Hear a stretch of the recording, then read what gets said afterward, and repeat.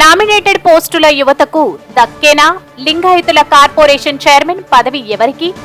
TDP ప్రభుత్వం అధికారంలోకి వచ్చేందుకు కృషి చేసిన యువత నామినేటెడ్ పోస్టులపై దృష్టి సారించారు. అందుకోసం నాయకుల వద్దకు క్యూ కట్టారు. దీంతో నాయకులు నామినేటెడ్ పోస్టులు ఎవరికి ఇవ్వాలో, ఎవరికి సిఫారసు చేయాలో అర్థం కాని అయోమయ పరిస్థితిలో ఉన్నారు. ఇక వివరాల్లోకి వెళ్తే, గత సార్వత్రిక ఎన్నికల్లో టీడీపీ పార్టీ అభ్యర్థుల గెలుపు కోసం యువత బాగా కష్టపడ్డారు.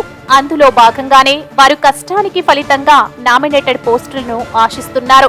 లింగాయతుల కార్పొరేషన్ చైర్మన్ పదవి ఎవరికి దక్కుతుందని అందరూ ఎదురు చూస్తున్నారు. అయితే గత ఎన్నికల్లో లింగాయత్ అందరినీ ఐక్యం చేసి టీడీపీ పార్టీకి ఓట్లు వేసేలా కష్టపడిన లింగాయతుల రాష్ట్ర నాయకులు బాదడ కౌశిక్ కుమార్ చైర్మన్ పదవి ఆశిస్తున్నట్టు సమాచారం.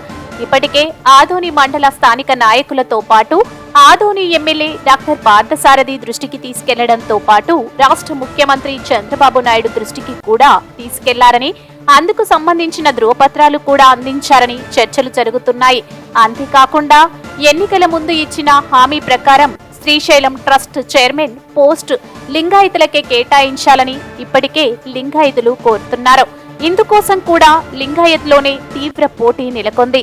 ఈ ఎన్నికల్లో యువత పార్టీ గెలుపు కోసం తీవ్రంగా కృషి చేశారని, యువతకే నామినేట్ పోస్టులు అందించాలని కోరుచున్నారు. పార్టీ పెద్దల ఆశీస్సులతో ఈ నామినేట్ పోస్టులు ఎవరికి దక్కుతాయో ఎదురు చూడాల్సిందే.